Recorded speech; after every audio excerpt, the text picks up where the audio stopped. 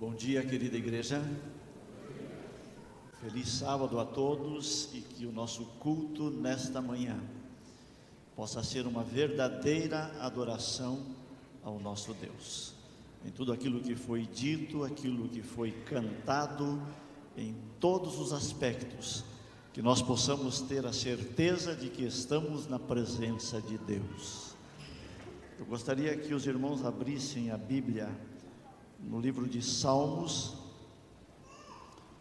o capítulo 40, o verso 17.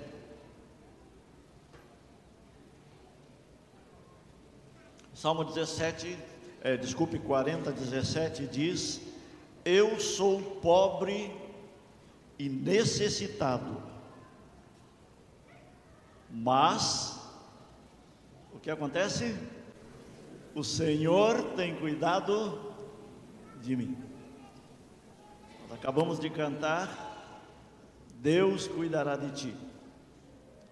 Eu sou pobre e necessitado, mas Deus tem cuidado de mim. Antes de propriamente dito nós entrarmos no assunto do sermão, eu queria posicionar os irmãos desta igreja para que nós tomássemos a consciência de que nós estamos na presença de Deus. E eu queria lembrar uma história de Moisés um dia, e a Bíblia fala que Moisés foi um profeta diferente. Ele falava cara a cara com Deus, e esse processo de intimidade com Deus foi tão grande, que um dia Moisés estava na montanha, e ele chegou para Deus e falou: eu quero ver a sua face. Deus deve ter coçado a cabeça e olhado para Moisés e, dura coisa me pedistes. Senhor Deus, a gente tem conversado tanto, eu quero ver a sua face. Eu não sei quantos já secretamente oraram assim: Senhor Deus, eu gostaria tanto de ver a sua face. A Bíblia diz que os limpos de coração, vai acontecer o quê? Verão a Deus. Mas Deus olhou para Moisés, coçou a cabeça e disse: Moisés, não vai ser tão fácil assim não. Não tem como um homem qualquer olhar para mim e continuar vivo. Eu não sei se fisicamente, eu não sei. Deus disse: não vai dar, Moisés, por enquanto não vai dar. Mas Deus bolou um plano. Deus pegou, pinçou Moisés e disse: eu vou te colocar atrás desta montanha. Era uma montanha de pedra, e havia uma fenda ali. Isso está escrito em Êxodo 33, toda essa história. E colocou Moisés naquela fenda, atrás de uma enorme pedra, uma montanha. Mas mesmo aquela montanha não tinha condições de proteger a Moisés. Então Deus disse assim: Moisés, vou colocar você lá, e depois eu vou colocar a minha mão. A minha mão vai te proteger. Depois que eu fizer isto, eu vou passar. E quando eu tiver praticamente passado, numa fração de segundos, eu vou tirar a minha mão. E aí você vai poder me ver pelas costas. E Deus fez assim. Deus preservou Moisés. Deus cuidou de Moisés. Pôs a sua mão e passou. E quando estava terminando de passar, tirou a mão. Ellen White fala que Moisés caiu por terra. E a Bíblia é interessante, falou que Deus não passou a sua glória, não passou a sua pessoa. Ele disse assim: eu vou deixar passar toda a minha bondade. toda a minha bondade. Existe um verso na Bíblia que diz que Deus é amor. Sabem onde está escrito esse verso? Eu só decoro por causa da música, né, Joés? Música ajuda muito. Eu lembro quando eu era criança, a gente cantava um corinho, hoje não se canta mais. Aquele que não ama, não conhece a Deus. Conhece isso? Não conhece a Deus.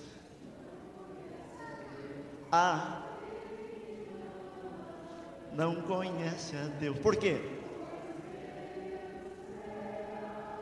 Aonde está escrito? Nunca mais eu esqueci. Deus é amor, está onde? Em 1 João 4:8. Acabou. Então quando você quiser aprender alguma coisa, fórmula de matemática, seja o que for, põe música na coisa, né? Põe música na coisa, nunca mais vai esquecer. Eu ensinei o meu netinho esses dias com música, né? E ele aprendeu algumas coisas que criança normalmente não aprende, mas na música, Deus passou a sua bondade perante Moisés.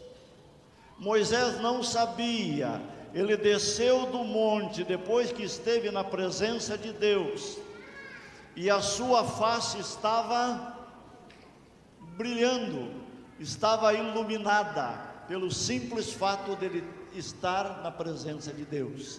Ele ficou 40 dias naquela montanha. Sabe por quê? Porque ele estava conversando com Deus. Ele não viu o tempo passar, ele não sentiu fome. A Bíblia diz que ele jejuou 40 dias na presença de Deus. Eu vou perguntar uma coisa. Vamos imaginar que não apenas pela fé, mas Deus se apresentasse aqui na sua glória. Se Ele se apresentasse aqui na sua glória e você pudesse vê-lo, você teria pressa de ir embora? Senhor Deus, vamos embora que já é meio-dia, tem que acabar. Moisés ficou 40 dias na presença de Deus. Quando ele saiu, o seu rosto brilhava. Então agora eu vou fazer um desafio para os irmãos. Quando nós sairmos após esse culto, que nós estivemos na presença de Deus, o mínimo que se espera é que a sua face resplandeça, porque você esteve na presença de Deus. É o mínimo que se espera. As pessoas lá fora vão olhar para você e vão dizer: você é uma pessoa diferente, X. O que será que está acontecendo? Você esteve aonde? E de repente ele vai começar a falar do amor de Deus. A sua roupa, a sua palavra, as suas ações, tudo vai dizer aonde ele esteve e com quem ele esteve neste sábado de manhã. Então este culto aqui é um encontro pessoal com Deus. Se você sair daqui resplandecendo a glória de Deus, todos os teus vizinhos, amigos, parentes, quem quer que seja, vão saber aonde você esteve neste sábado de manhã. Amém? A pergunta que eu faço agora: você conhece o amor de Deus? Você tem noção do amor de Deus? E eu vou dizer para você, é muito mais. Sabem por quê? Porque Deus consegue, através da sua misericórdia, alcançar aqueles que para nós humanos são inalcançáveis. Aquela pessoa que você olha para ela e você já faz um pré-julgamento: esse está perdidamente perdido.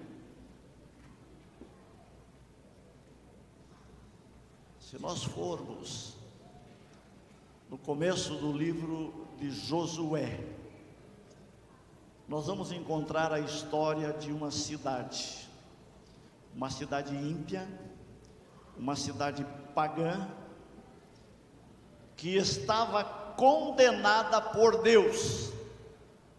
Aquela cidade estava condenada, e Deus então falou para Josué: essa cidade vai ser destruída, ela vai ser consumida, ela vai sair do mapa, e aqueles que moram naquela cidade vão morrer, vão ser destruídos, todos os habitantes, homens, velhos, mulheres, crianças, animais, tudo. Depois que todos morrerem, essa cidade vai ser aplainada. Não vai existir nem vestígio dessa cidade, de tão ímpia que ela é. Vocês sabem que cidade que eu estou falando? Uma cidadezinha pequena chamada Jericó. Jericó era uma cidade tremendamente ímpia, que estava condenada por Deus a ser extirpada do mapa. E Israel estava chegando perto dessa cidade. Era a primeira cidade depois que atravessaram o Rio Jordão. E a notícia da aproximação do povo de Israel fez com que Jericó tremesse. E eu não sei porquê, Josué mandou 2 espias para lá. Depois eu descobri. Se Jericó, Deus disse assim: vocês não vão fazer nada. Jericó então estava condenada. Vocês não vão precisar nem brigar.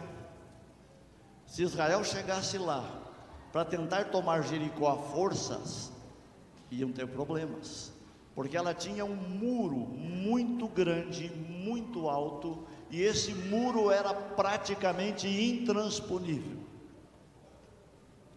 Jericó estava tão fortificada que Israel não teria a menor chance. Mas Deus disse: eu vou brigar por vocês.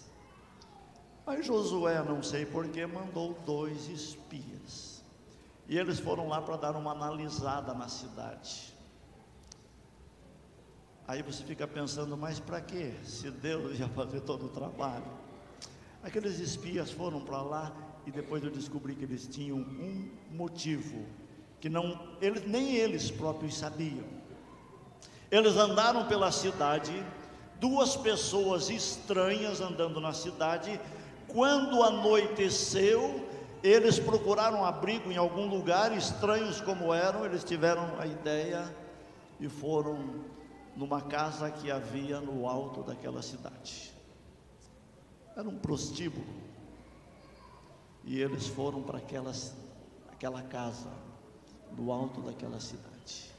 Havia uma prostituta ali que era a dona daquele lugar, o nome dela era Raabe.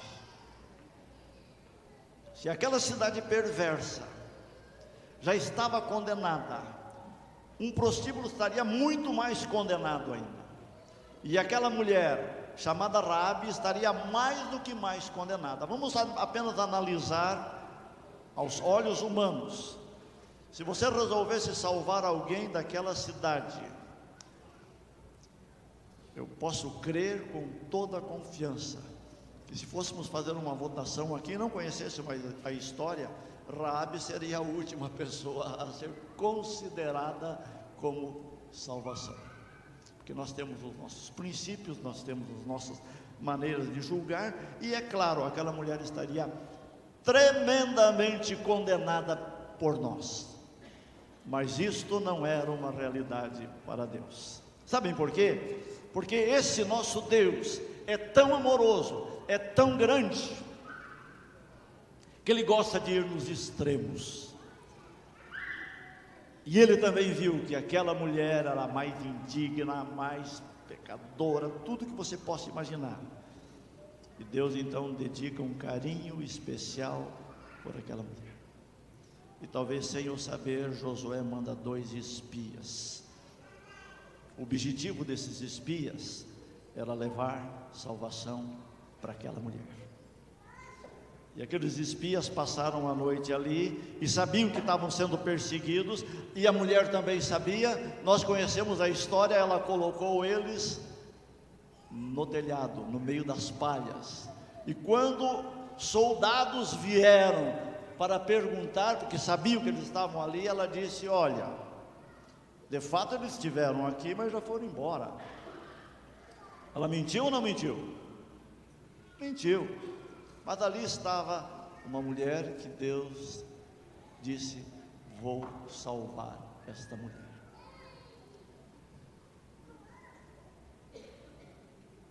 A história nos conta que quando eles desceram do telhado, ela fez um pedido.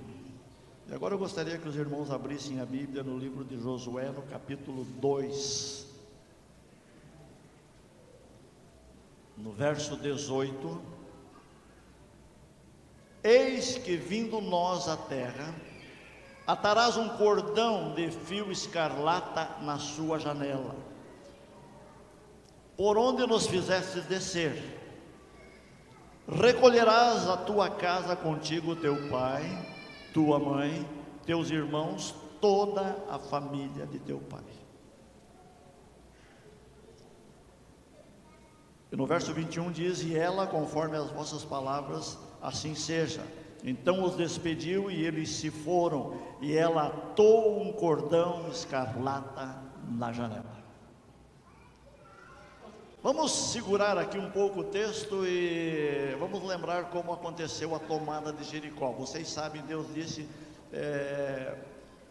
todo Israel deverá dar uma volta em volta de Jericó. Jericó não era tão grande não, né? Deram no outro dia outra volta, e assim a cada dia deram uma volta em Jericó.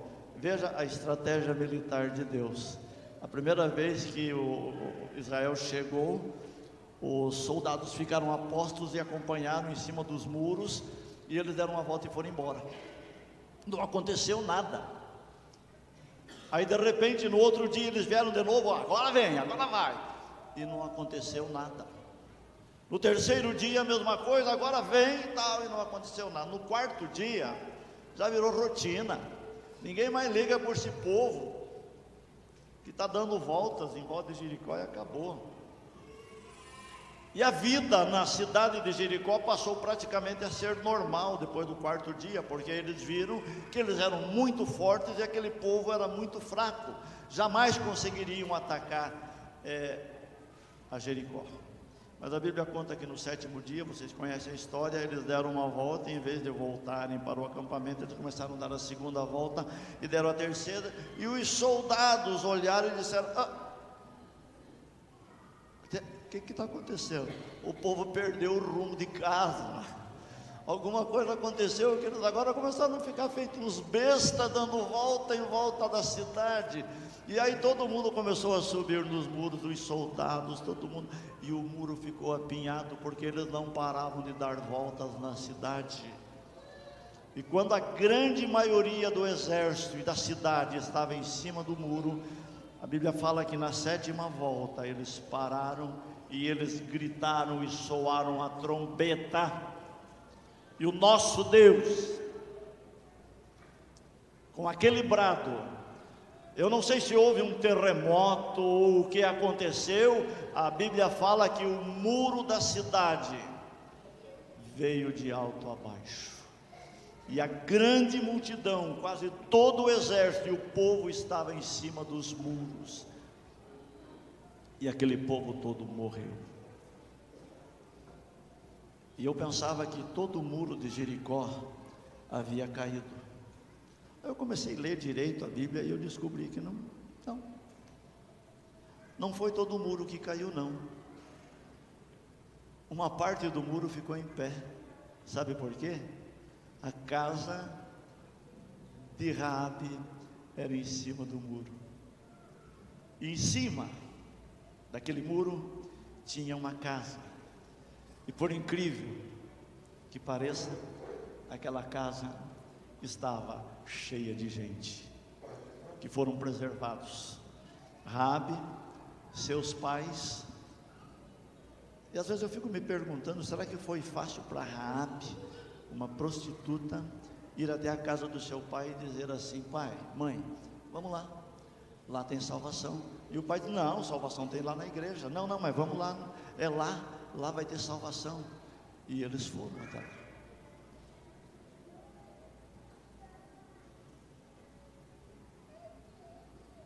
Aquela casa tinha um diferencial. Eu até trouxe aqui para exemplificar o que aquela casa tinha de diferente. E sabe o que é isso? O que vocês acham que é isso daqui?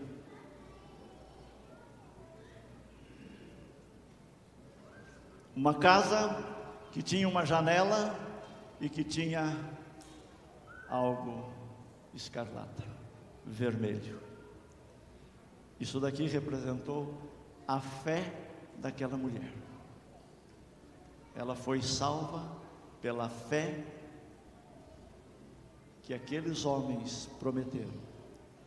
Eu fico imaginando aquela mulher deitada na cama, quando ouvia as histórias de Israel, pensando assim: meu Deus, o que será que eu posso fazer para servir a esse Deus? Deus olhou no fundo do coração de uma mulher que estava lá na última galeria dos pecadores, a pior espécie de pessoa de todas as épocas, uma prostituta. E Deus então resgata aquela prostituta pela fé que ela professou. É engraçado que este manto vermelho representa o sangue de Cristo derramado e que salva pecadores de toda a época. Isso acabou virando um símbolo, sabia? Isso acabou virando um símbolo. Eu não sei quantos têm Bíblia online não vale, mas quando você pega a tua Bíblia, você olha, tem um marca-página vermelho. Agora mudou um pouco, agora uns são amarelos, outros azuis, outros. Você tem um aí? Levanta. Olha aí, ó. Às vezes eu fico pensando que Raabe que fez esse símbolo naquela janela. Olha ali, ó. É o sangue de Cristo que está representado nessa fita vermelha. Eu estava pregando em uma igreja e continuo pregando com a minha Bíblia. E eu pensei assim: nossa, eu tenho uma Bíblia também, que maravilha. E eu procurei então, cadê? Está aqui, ó. Ó o meu aqui. Que decepção, meus irmãos. O meu não é vermelho, é azul. Eu queria tanto que o meu fosse vermelho, mas o meu é azul. Eu fiquei pensando: Deus, eu não vou trocar essa Bíblia porque eu tenho muita marcação nessa Bíblia. Eu vou ter que continuar mostrando o meu fio azul. Eu lembro que eu um dia já estava triste, pensando: meu Deus, por que azul? E parece que ele falou para mim lá no fundo do meu coração: azul, sabe por quê? Porque é sangue real. Você é filho de um rei, meu amigo. Azul é porque você é filho de um rei. Não importa a cor, aqui está o símbolo de Cristo, que é o nosso Salvador. Deus salvou aquela mulher, mas eu diria que Ele fez muito mais do que simplesmente salvar aquela mulher. Eu queria que vocês abrissem a Bíblia novamente, no livro de Josué, agora no capítulo 6, o verso 25, a Bíblia diz assim, Josué 6, 25: assim deu Josué vida à prostituta Raabe, e à família de seu pai, e a tudo quanto tinha, e habitou no meio de Israel, até o dia de hoje, porquanto esconderam os mensageiros que Josué tinha enviado para espiar Jericó. Ela foi recolhida agora para a nação de Israel. E Josué então garantiu que ela tivesse acolhida, e ela ganhou uma família, ela mudou de vida, e se nós formos pesquisar na Bíblia, nós vamos encontrar em vários lugares menção de Raabe. E uma coisa que muitas vezes eu achava estranho, por mais que passe o tempo, nós encontramos a seguinte: Raabe, a prostituta. Raabe, a meretriz. Às vezes eu me preocupo porque aquilo que no fundo do meu caráter eu carrego esse estigma para o resto da vida. Mas agora eu sou um converso. Mas tudo aquilo que você faz tem reflexo para o resto da vida. Deus transforma você, mas o homem continua te vendo muitas vezes como aquilo que você foi um dia. Raabe, talvez a gente vai encontrar Raabe lá no céu, quer dizer, talvez não, com certeza. De repente ela pode chegar para mim e dizer: oh, muito prazer, eu sou Raabe, a meretriz. Raabe ganhou uma família e ela teve filhos, e depois ela teve um outro, o filho teve um outro filho, e de repente ela foi, acho que bisavô de Davi, né? Da linhagem, ela foi Davi. E Deus planejou mais ainda para aquela mulher. Deus então diz assim, agora nós vamos lá no Novo Testamento, no livro de Mateus, o capítulo 1, verso 5.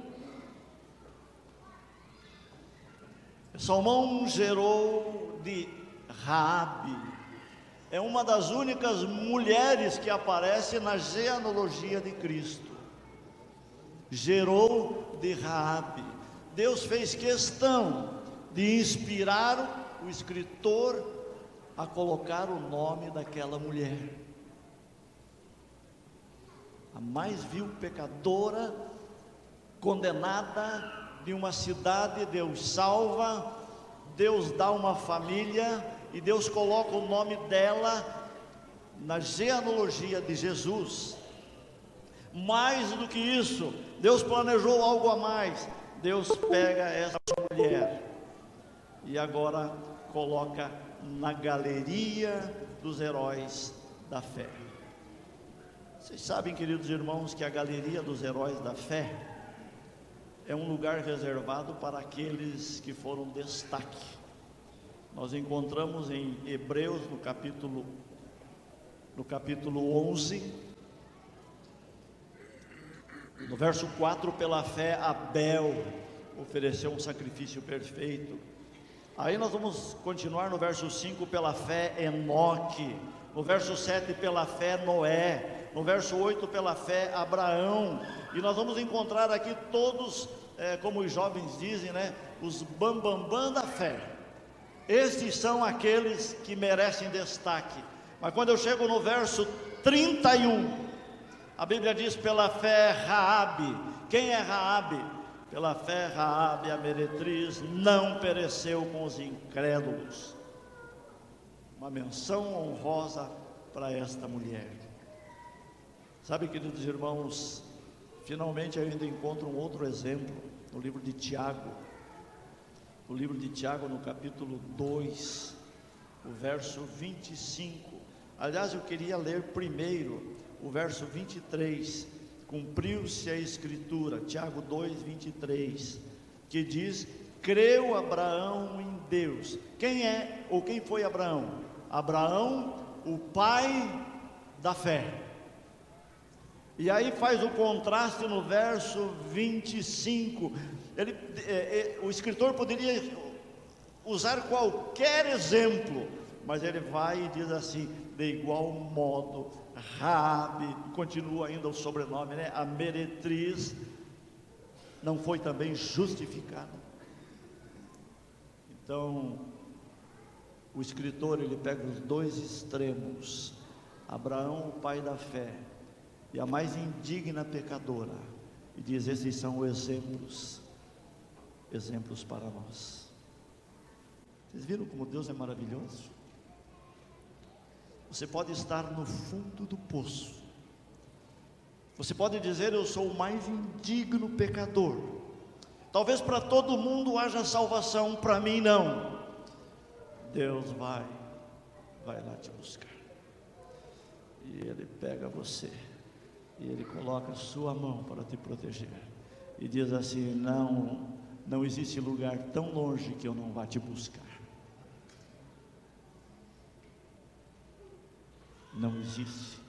Não existe profundidade que eu não vá te alcançar. Nós vivemos nesses últimos dias o grande evento que é a Copa do Mundo, e eu não podia deixar de falar da Copa do Mundo. Os times que se destacariam não se destacaram. A Argentina foi embora para casa, a Alemanha foi embora para casa, o Brasil foi embora para casa e todo mundo foi embora. Mas teve um time que se destacou. E quando você liga a televisão, estão falando deste time. Qual é o time? Pode falar bem alto. Não é. Eu fiz uma análise e o time que mais se falou nas últimas 2 semanas, ocupou 3 vezes mais as manchetes, foi um time chamado Javalis Selvagens. Eu fico imaginando que se Deus tivesse um profeta e dissesse assim: olha, um time que não vai para a Copa, um time que não vai jogar uma partida, um time que não vai fazer nenhum gol, vai roubar a cena, e eu vou transformar eles em algo notório no mundo inteiro. Talvez o profeta ia olhar para Deus e dizer: nossa, mas que time é esse? Deve ser time de gente boa, né, que está em destaque. Não. Esse time é de uma piazada lá, né, como se diz aqui em Curitiba, que nem sabe jogar muita bola. Mais do que isso, eles vão estar longe dos holofotes. Eles vão estar no fundo de uma caverna. E entraram lá animados. Isto mostra a situação do mundo, da humanidade. Se embrenham numa caverna, tem luz suficiente, tem algum alimento suficiente para ir e voltar, mas de repente descobrem que não tem como voltar. E a humanidade chegou a este ponto, não tem mais como voltar. De repente veio a chuva, veio a enxurrada e entupiu tudo. Agora note a situação daquelas crianças, 12 crianças e mais um treinador. Eles ficaram sem luz, completamente escuro, não sabiam exatamente onde estavam naquela caverna, e começaram a ter fome. A escuridão é tanta dentro de uma caverna que até hoje, depois do resgate, eles ainda estão com vendas nos olhos para se acostumarem à luz. Eu pergunto: o que essas crianças poderiam fazer por eles mesmos? Nada. O que a humanidade pode fazer por ela mesma? Nada. Estamos em trevas, estamos famintos, estamos perecendo, estamos jogados num buraco, e como aqueles javalis selvagens, Deus olha para a humanidade e diz: eu vou te buscar. Não importa o quão fundo da caverna você esteja, eu vou te buscar. E foi o que aconteceu. Mais de 1000 voluntários, um morreu. Mais de 1000 voluntários foram lá. A mídia toda ficou em cima. Eles focaram esse time 3 vezes mais do que os jogos da Copa, acreditem vocês. O mundo inteiro acompanhou. E finalmente eles foram resgatados. Assim como essas crianças foram resgatadas, eu acredito no meu Deus, que Ele quer resgatar você e toda esta igreja. Ele quer resgatar toda a humanidade. O que nós temos que fazer? Aquelas crianças ficaram lá esperando. Mas quando despontaram os 2 primeiros e localizaram onde foi, o que deve ter acontecido no coração daqueles jovens? Alguém está se importando com a gente. Eles nem sabiam o que estava acontecendo. Estavam com medo, no escuro, com fome, com frio, mas havia uma multidão, o mundo inteiro. Eu nunca torci tanto por um time. Eles saíram de lá. Deus quer fazer a mesma coisa com a humanidade. Nós estamos no fundo de uma caverna. E às vezes a gente pensa que está sozinho. Quando a gente pensa que está sozinho, a gente se desespera. E não é assim. Deus tem cuidado de você. Mesmo quando você se sente sozinho, Deus tem cuidado de você. Rafael, vem aqui. Outra menina também. Se você pensou um dia que estava sozinho, Deus tem uma mensagem para você. Cuidei de você. Mesmo quando você estava lá embaixo, no fundo do poço, cuidei de você. Eu sei porque isso é uma realidade na minha vida. Eu li um salmo: eu sou pobre, eu sou miserável, eu não tenho nada, mas Deus cuida de mim. E quando você sair daqui, tenha certeza que você esteve na presença de Deus e que Deus cuida de você. Ele já cuidou um dia, cuida agora e vai continuar cuidando. Tenha essa certeza. É o meu desejo e a minha oração. Amém.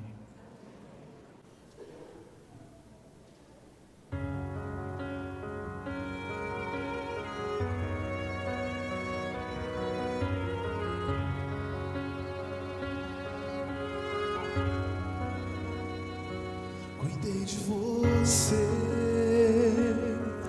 quando em seu quarto chorou.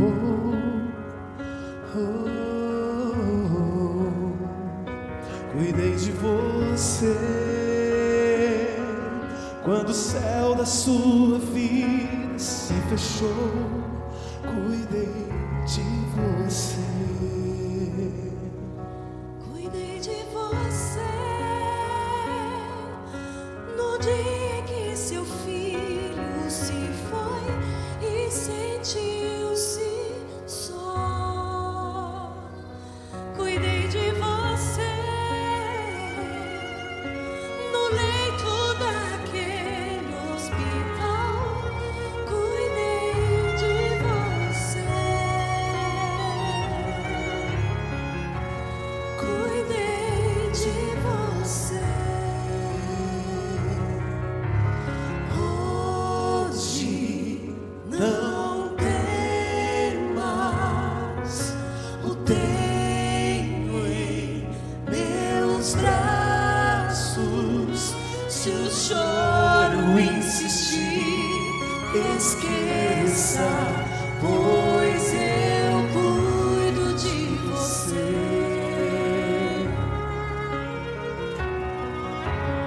Ouça, meu filho, tudo é tão simples. Descanse em meu amor, deixa que eu cuido de você. Cuidei de você quando seu coração se quebrou.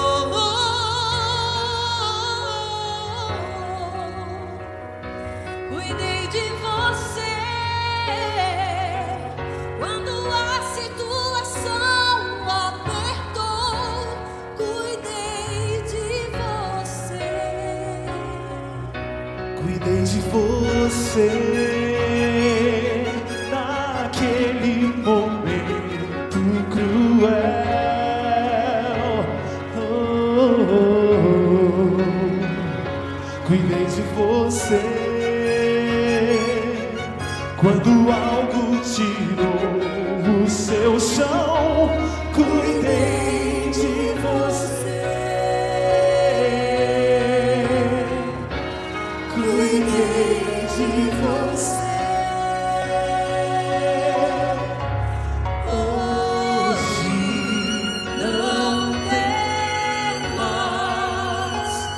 tenho em meus braços.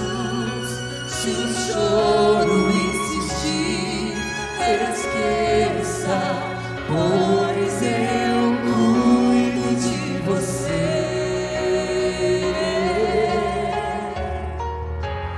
Ouça, meu filho, tudo é tão simples. Descanse, meu amor, deixa que eu cuido de você.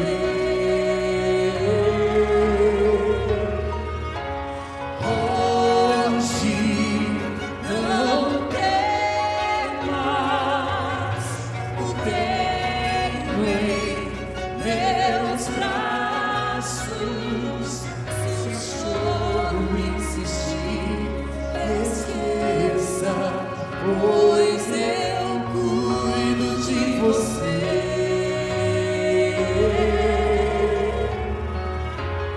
Ouça, meu filho, tudo é tão simples. Descanse, meu amor, deixa que eu cuido de você. Cuidei de você no seu dia mais feliz.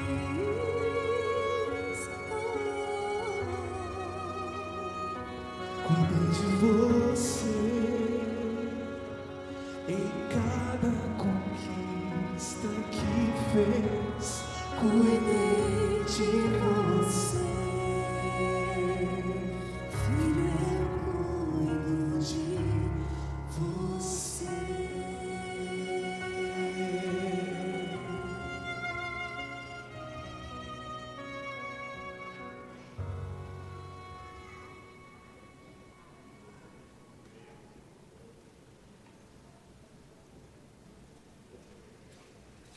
Querido e bom Pai,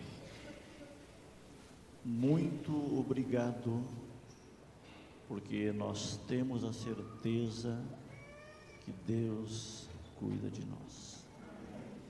Muito obrigado, porque nós estivemos na Tua presença. E quando sairmos daqui, teremos o privilégio de refletir a Tua glória. E querido Pai, queremos dizer que mesmo que nós estejamos no fundo do poço, no mais longínquo e escuro lugar de uma caverna, o Seu Espírito está lá para nos restaurar e nos trazer a luz da Tua verdade, da vida e da salvação. Muito obrigado, porque pudemos sentir a Tua voz e que a Tua mão poderosa está sempre cuidando de nós. Nós Te agradecemos, nós oramos no nome de Jesus. Amém.